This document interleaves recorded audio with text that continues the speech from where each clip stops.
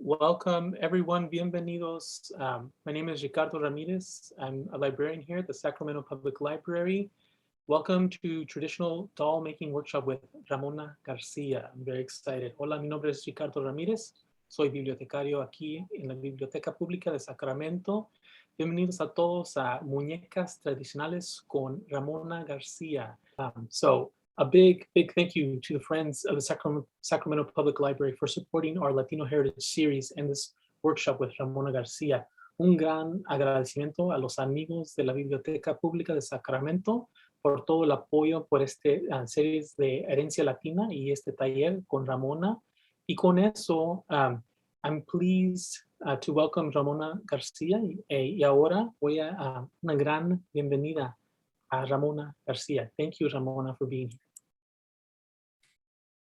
Thank you, Ricardo, and thank you to the Sacramento Library for the invitation.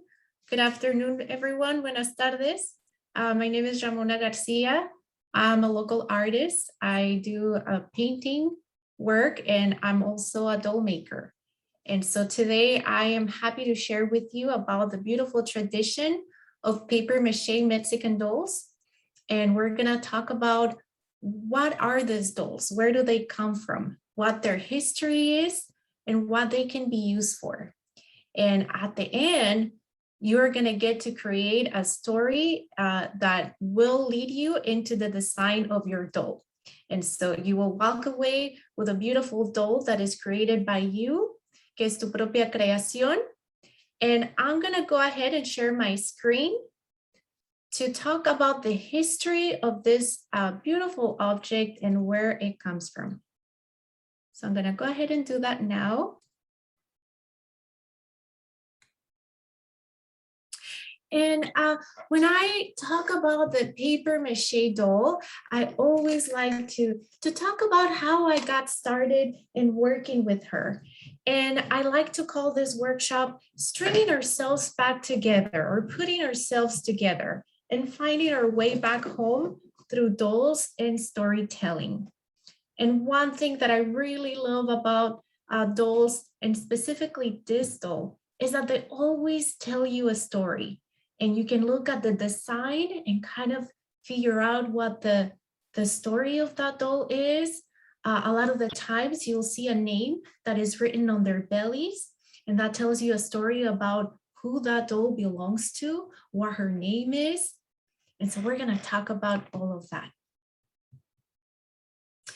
And this picture that you see on the screen is one of the moldes, is the mold that is used to make the paper-mache dolls that you're going to be working with today. So all of the dolls that you have with you, they came from a mold that looked like this. And I will talk a little bit more about this molds later on, but this is molds that are 100 years old sometimes, and they get passed down through generations in a family.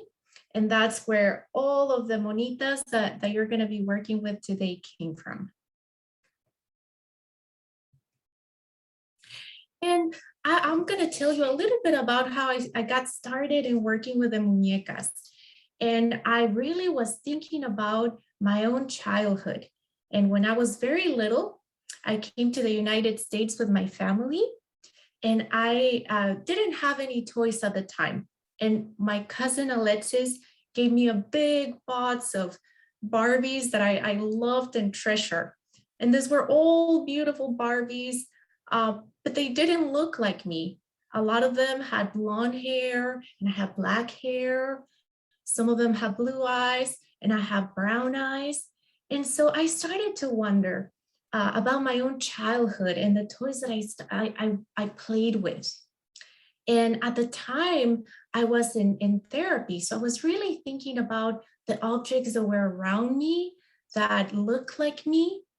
And so I really started thinking, I wonder if there's a doll or if there's a toy that looked like me, because I didn't play with one. And so that led me into a journey of really looking at what was home that looked like me and that provided healing. And so I began this healing journey. And I was working with an art therapist at the time that asked me, well, what kind of things did you do to get better when you felt sick or ill? Because at the time I was feeling very sick. And so I began to think about those things. And I remember mi abuelita used to do this limpias to cure of susto. So she will do this limpias, we call it a cleanse, to cure oneself of fright. And so it is believed in my culture that when you get sick or when you're ill, it's because your spirit wanders out of your body. It gets scared, and so it wanders out of your body. And the way that you get better is by calling your spirit back into your body. And so what my grandma used to do is that she will kneel down on the side of the bed, and she will scream into my ear while I was asleep, and she will scream my name, Ramona, Ramona. And that was her way of calling my spirit back into my body and of putting myself back together. And so I really thought about, what does that look like now during this time, and what will put myself back together? And so that summer, I had the chance to go back to Mexico and begin to look around. And I found this very beautiful and charming doll that I had grown up seeing at festivals that maybe my abuelita had. I know some of my aunts had it. And she just struck me because I was like, wow, this is the doll that I didn't grow up with, that I wish I had. And I wanted to learn more about this doll and where it came from. And so I began to look around and look for the people that made them. And I went to all the museums in Mexico, and no one could tell me really who made them. And so one day I was walking in the city of Celaya, where a lot of these dolls are made and come from. And I stumbled upon a sidewalk that had a row of paper-mache dolls that were drying. And so I knocked on the door, and out came this beautiful old lady whose name is Juanita. And she was the one who had made them, and she was an artisan who used to make dolls. And so she opened up the doors of her home, and she took me in, and she taught me about this beautiful tradition. And Juanita had been making dolls for years since she was little, and was trying to teach this tradition to her grandchildren. And so I feel like one of her grandchildren, because she taught me how to make them and how to put these beautiful dolls together. And so today I'm going to walk you through the process of the history of these dolls, and then on how to create your own story, and then finally how to put your doll together. And one thing that I love about these dolls is that they always make you remember something. And if you are an older person, then being in touch with a play object, it might make you remember your own childhood. And so we call this memory objects. And these are objects that create an emotional reaction in us because they make us remember a memory, an identity in relation to a place, a time in our lives, or a person.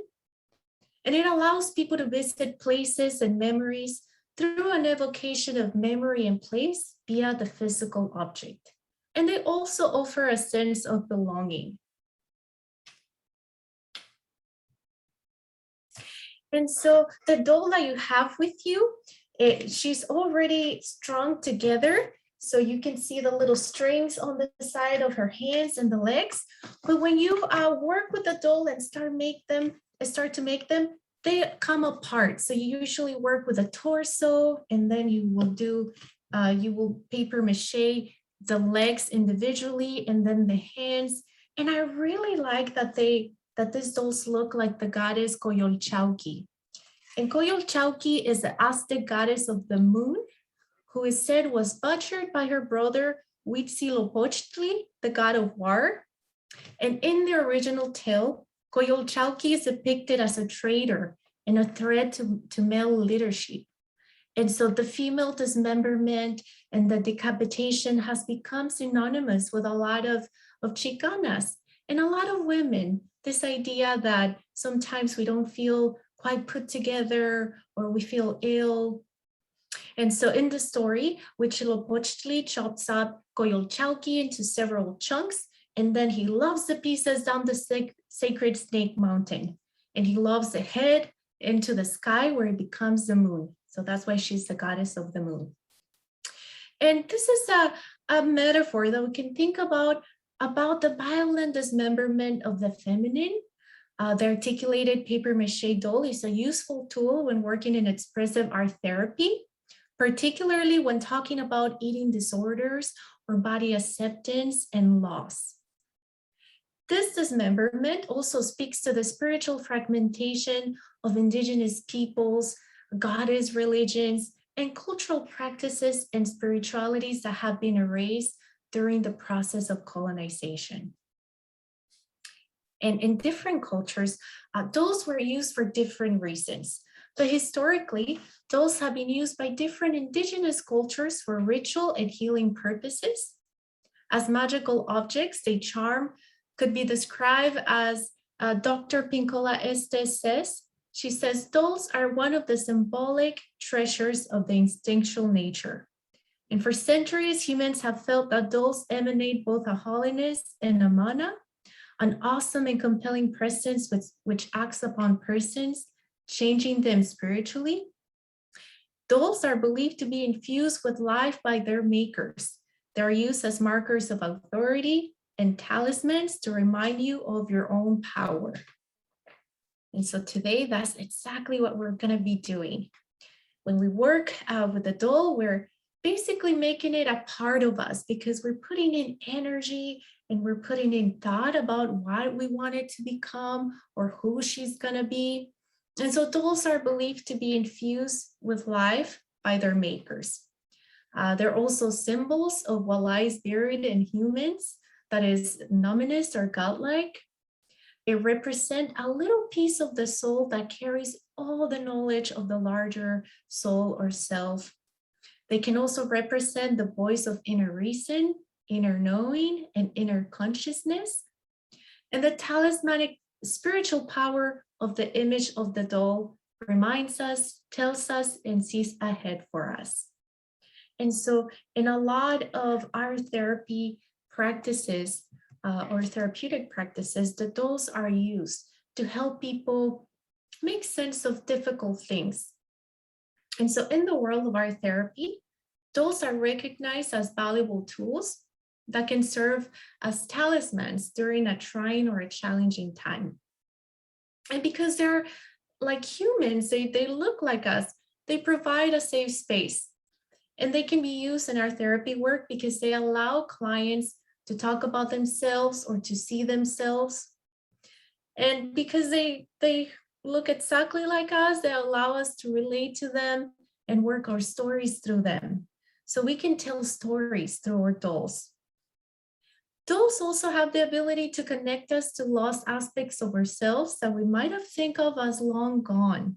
So for a lot of the adults, being able to play with a doll, it can remind you of your own childhood or the dolls that you had growing up. Or inner childhood or inner children, we can get in touch with them when we work with the dolls. And it's also an opportunity to create a self-object. And these are objects that help people regain a sense of self. And they allow their makers to experience nurturing, being able to take care of someone or being taken care of. And doll making is also a form of containment because it demands that we're present. And so you will see once you start working with your own doll and thinking about what you want her to be or become and the design, you can spend a lot of hours in one little doll.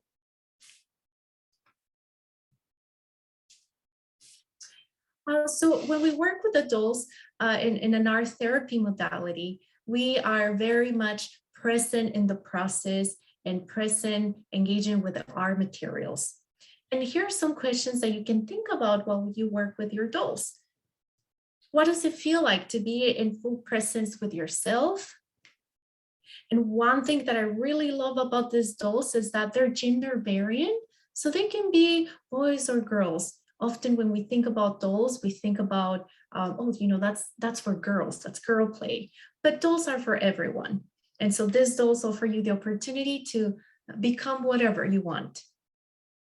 They also help people make sense of loss. So for people who have lost a child or lost a loved one, you can often work out those stories through the dolls.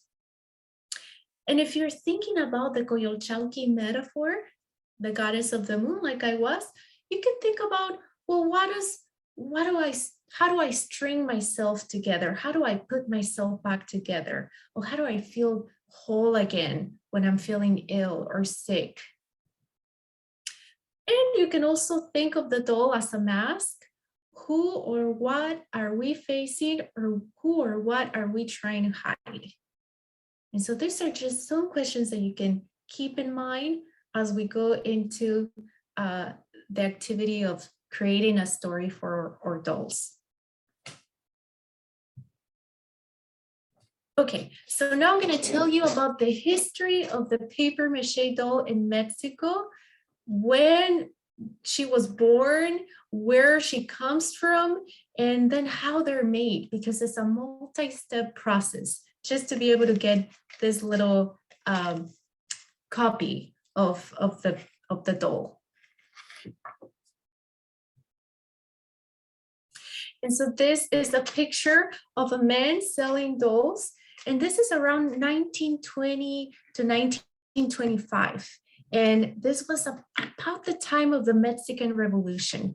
So as you can see, people will go out into the streets selling dolls and toys, just like this man is, and all the dolls are hanging from a little stick. So they're very old. And the story says that this dolls originated in the late 18th and early 19th century. So they can date us back as the late colonial to early independence period. And during the Mexican Revolution, the art of paper-mache became a popular material for making toys. A lot of the people were, it was a war and people were really poor.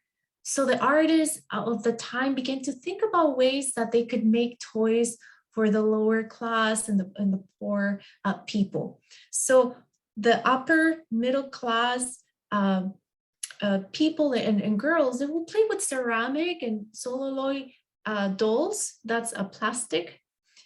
And because the lower class and the poor couldn't aspire to such toys, artisans began making paper-mache dolls as a way to cheaply copy these more expensive imported dolls for poorer families. So if you were a rich family, then you will get your toys from Spain, and there will be this beautiful ceramic or this plastic toys. And if you were a poor family, then you might have a paper-mache doll, or they also made horses and masks.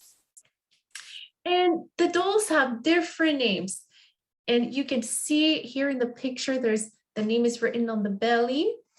And so all of the dolls that I came across had different names, and some people call them Lupitas, which is a diminutive for Guadalupe dolls. Other people know them as Peponas, Juanitas, Rositas, Mariquitas, and there's always a story attached to the dolls.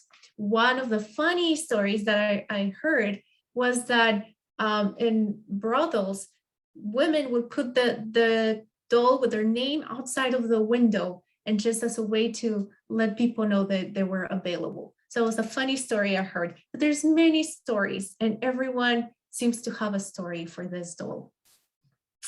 The paper-mache doll and the paper-mache toy industry in general became an important source of creativity and productivity in cities like Celaya, where Doña Juanita, the artisan that taught me, is from. And at some point, this little city was shipping toys to the entire country. So they made dolls, they made the dolls, they made horses, they will make piñatas. Later on, with the introduction of plastic and mechanic toys, the paper-mache dolls began to lose popularity. So people became less and less interested in them. And today they're only made and sold in workshops or museums, or often as collector items. So they're harder to find now. And today, as older artisans like Juanita are dying or have passed, their families decide not to dedicate themselves to the craft. And so year after year, you begin to see places that used to sell dolls disappear, or it's harder to find them in the mercados. And amongst the circumstances that have led families to leave their jobs as artisans are the disinterest in their products. People no longer buying them because they prefer mechanic or plastic toys, or simply the lack of support in the search for a better income. And so people often place more value on the material. And so if you think about the price of paper is not very valuable, right? But then it doesn't talk about the symbolic value and the craftsmanship and all the work that goes into creating one of these beautiful dolls.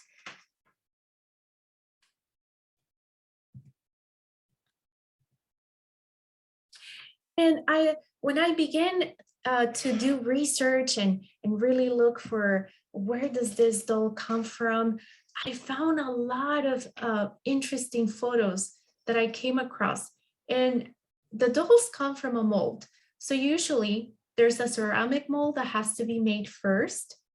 And nowadays, these molds are made out of all kinds of materials, but they use ceramic in the beginning.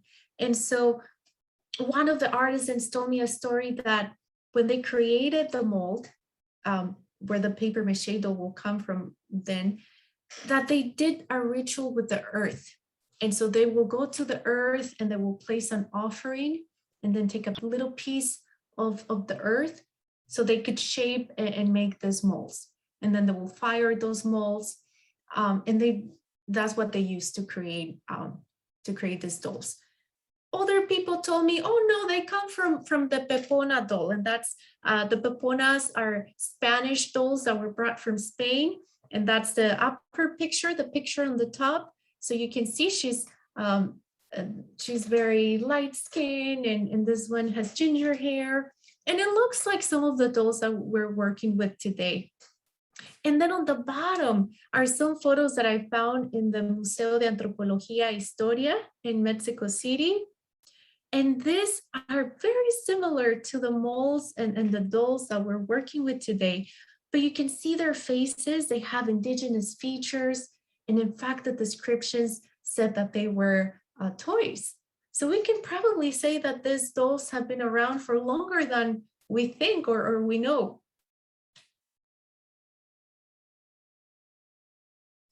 And every time I do a workshop, I always like to think about Doña Juanita, who's an artisan who taught me. And because of her, I'm able to teach these workshops.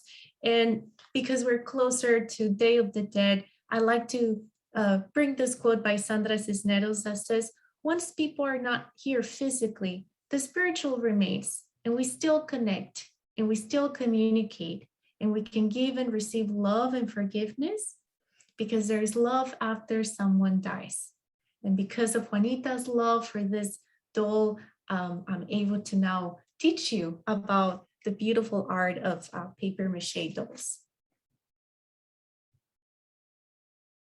And another a little secret that she told me, because not everyone believes they're an artist, or not everyone believes that they can make a doll. She told me, oh no, there's no secrets. You just have to use your hands. And she told me that our hands have knowledge. We just have to look at the material and the paper, and we can make the doll become something that is ours, a part of ourselves. She said, paper is really easy to use and manipulate. It is your friend, and it only needs your hands to take shape. And so I like to share this little tip I got from her with everyone. Okay, and now this is the process of how these dolls really, get started and come from. And so what you see on the screen, that's called a mold. It's a molde, and this is a ceramic doll a ceramic mold. And that's how we begin the process. So we first have to make these molds. And some people make their own molds. Some people get the molds passed from their grandparents. And so there might be molds that are 100 years old. I have a couple that I would love to share with you. Maybe after I'm done with my sharing my screen. But they're made from different materials. Back in the day, they used ceramics. Now, the poorer artisans will use cement or gesso. And then what they do is that they put a Vaseline on top to cover the mold so they can begin paper-macheing it. And it's kind of like making a piñata. So you know how you need a balloon to make a piñata? So this mold will be sort of the balloon. And this is another mold. So they come in different sizes and they also have different hairstyles. There's some that will have short hair, some that will have ponytails. And you can see they have different features as well and different expressions. And so then once we have our mold, we begin to wrap newspaper or craft paper around it. And this is Doña Juanita's daughter, and she's demonstrating how she was demonstrating to me how she did that. And so to begin paper mache, they use a special kind of glue, and they use flour, water, and salt. And that gives you the glue that they use to make to do the paper mache part of the process. And they call it engrudo. That's what it's called. And I've tried using other types of glues. I think I have used just regular glue and it does not work the same way. So then they begin to paper mache the different parts of the doll. They do the torso first, and then they work really carefully around the facial features so that the nose and the eyes and the cheeks come out. And then they do the legs and the hands. And once that process is done, they set out the dolls either outside for them to dry. And so if you think about our seasons, you can only make these dolls when it's not raining or it's not humid. Otherwise, they won't dry. And so these are dolls, kind of the way that I found Doña Juanita. She had them just set up like that outside of her house. And one name that I heard these dolls called were the stinky dolls. And I didn't know why. And I did get to smell some of the more old dolls and they smell really bad. And then one of the artisans told me that that was because they used to mix pig lard with the pigments. And what that did is that it will create this really bright and intense colors that you see some of the dolls have. But it also made them smell really, really bad, especially when they came in contact with water or the elements. It just gave out a bad odor. And so today you won't be working with this type of paint, but this was what was traditionally used to paint the dolls. And then the final part of it is to create the design for the muñeca. And each artisan in Celaya had a different design for the chest. And what I learned is that that will become kind of the signature. So you know how all artists sign their work? All the artisans sign their dolls with a design that the floral design that will go on the chest. And so the design from Familia Martinez will be different than the one from Familia Garcia. And then they will add the name of the girl or the woman that the doll was for. So they will put that on their belly. And a funny story that I once heard from a woman in Russia is that the trapeze suit that the dolls traditionally have came from the Russian circuses that were visiting Mexico in the 1950s. So that was one of the inspirations behind the design of the dolls. And I thought that was really, really beautiful. Okay, and so today we're gonna work on the design of your dolls. And to do that, I'm gonna get you started with a little activity to make you think about what you want your doll to be or become. Do you wanna tell a funny story with your doll? Do you wanna tell a sad story with your doll? Or do you just wanna create a fun play object? And I'm gonna show you some of the designs that I have made over the years. And this is one of the Coyolxauhqui warrior dolls. So the goddess of the moon in the style of the paper-mache doll. I've also made dolls for friends. And this one was for Guillermo Gomez Peña, who's a performance artist in San Francisco. He has this big tattoo in his chest. So I painted that on the doll. And then I've also made funny dolls. So not all dolls have to be sad, or they can be, but they can also be fun and funny. So I've made the Tina Belcher doll. I've made a Dia de los Muertos doll, the Bride of Frankenstein. And then I wanted to make Frida Kahlo dolls. So I got some of the engrudo paste and craft paper and made the little skirts. I made pants for others. So you could do that as well if you wanted to with your doll. Then I have made dolls in reference of people that I admire. And this is Gloria Anzaldúa. She's a feminist writer and poet and activist. And so I made this doll in honor of her. Another Frida doll. And again, if you wanted to make a skirt for your doll or flowers, you can easily do that with, if you have any newspaper around or craft paper, and you can either make the paste, the engrudo with the flour, water, and salt, or you can use regular white glue. And you will put that around the doll for the skirt, or you could create the little flowers. And it's like Doña Juanita said, paper is really easy to manipulate. This is another Coyolxauhqui doll I made more recently. And then because we're closer to Halloween, I've also made some Halloween inspired dolls. So this is the Addams Family, and I made every one of them. I was lucky enough to have find some male dolls, some monitos, and so I made Pugsley with one of the replicas that I had. And I wanted to include this picture of Doña Adela Tepochcali. The doll that you're going to be working with today was made by her. And I work very closely with artisans in Mexico. Sometimes I get enough time to make my own molds and make my own dolls, but I work a lot with artisans. And so it helps them stay active, and it helps me stay active. And so Doña Adela was the one who made the dolls that you're going to be working with today. And she's also a great artist and beautiful artisan from Celaya. Okay, so now I'm going to have you think about a story for your doll.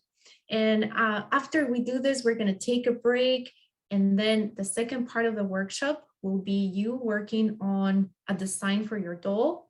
And I'm going to be here to walk you in the process. If you have any questions, you can also put them on the chat. And to begin to think about a story, I like to always offer this quote by writer Scott Momaday. And he says that anything is bearable if you can make a story out of it. And so if you want to work out a challenging story with your doll, you can think about this idea of putting ourselves back together and making a story for your doll. And so you can tell, well, who is your doll? Can you tell us more about him or her? What's her name? And what does she do? What do they do? Or you can also focus on the string. And what is the string? Is it a metaphor for healing?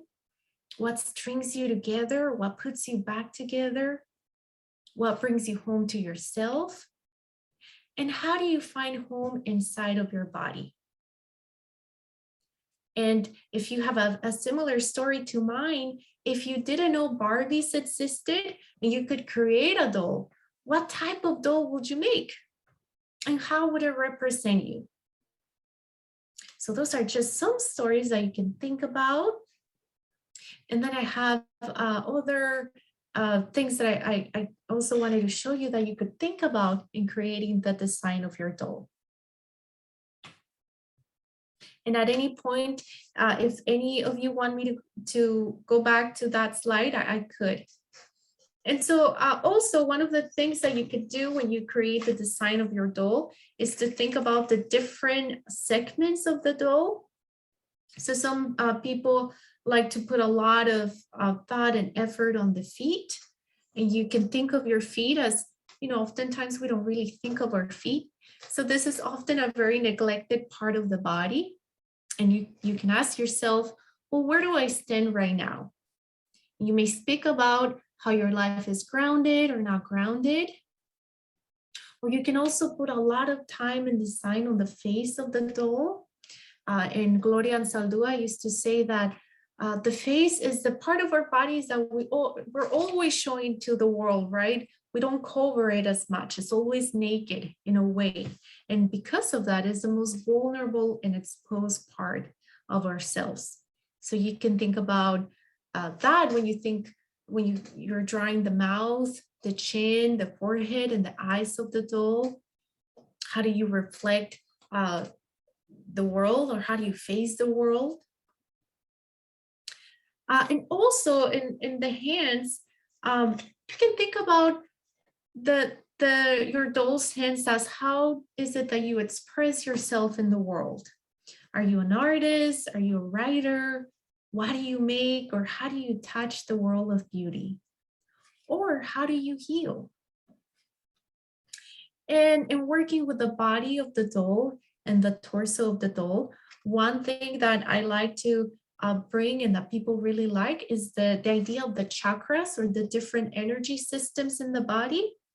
So you can think about what colors represent these chakras, or what symbols. You could even gather materials for each one of them. So I will go ahead and show you a different slide.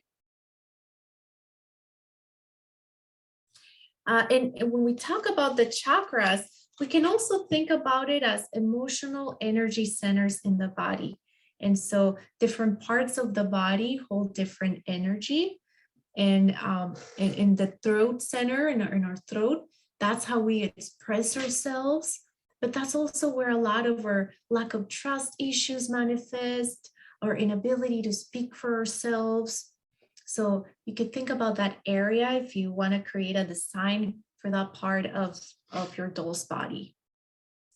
And also you could think about the heart center. And this is the area of the body where we store grief, sorrow, sadness, and loss. And the upper belly, that's our fear center. So that's where we store a lot of our fears and phobias. And then our old stuff center, a lot of the stuff that maybe we haven't resolved, like old shame and stuff like that, that's on the belly, and so on and so forth. And I'm happy to reference the slides back if you want me to. If you can just let me know that on the chat. And I'm gonna go over the next slide because after we take our break, you're gonna get started on painting your doll or designing your doll right after you have your story. And I want to talk about color mixing because for me, it's really important to get colors for the skin colors that we want for our dolls.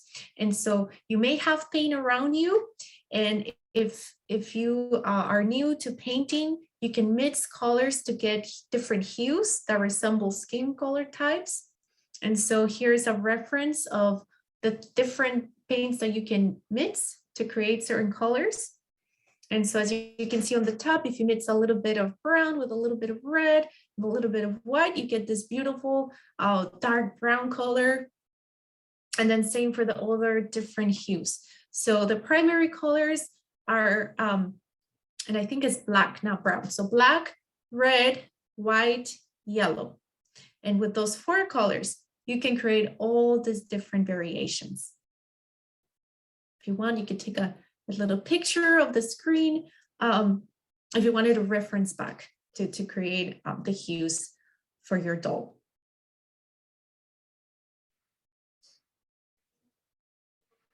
Okay, and I'm happy again to go back to any of the slides. I also wanted to leave my information here if you wanted to connect with me after the workshop. I have a website where you can look at the different offerings that I have with regards to the dolls.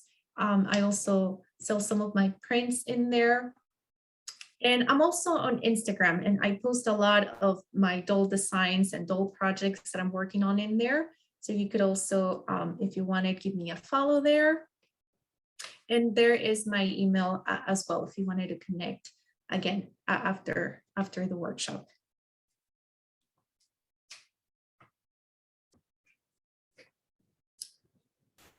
Okay, well, to close the workshop, I just want to thank everyone again for being part of this experience, and to the Sacramento Public Library for inviting me to do this workshop. For me, it is an honor and a pleasure to share the beautiful art that a lot of our abuelitas, a lot of our tias grew up with. For me, it's something that reminds me of home and that brings me home. And I hope that today was a beautiful experience for you as well. Thank you so much, Ramona. It's been an incredible afternoon, and thank you everyone who has been here live and also on Facebook. And thank you everyone who will be watching a replay of this. It's been incredible. Thank you for sharing with us. You can share your work at SACLib, SACLIB. We would love to see it. And I want to give a big thanks to the Friends of the Sacramento Public Library for supporting this program and all of the Latino Heritage series. And on behalf of the Sacramento Public Library, my name is Ricardo Ramirez. Thank you, Ramona. It's been incredible. And we want everyone to have a great rest of the day, and enjoy, and thank you.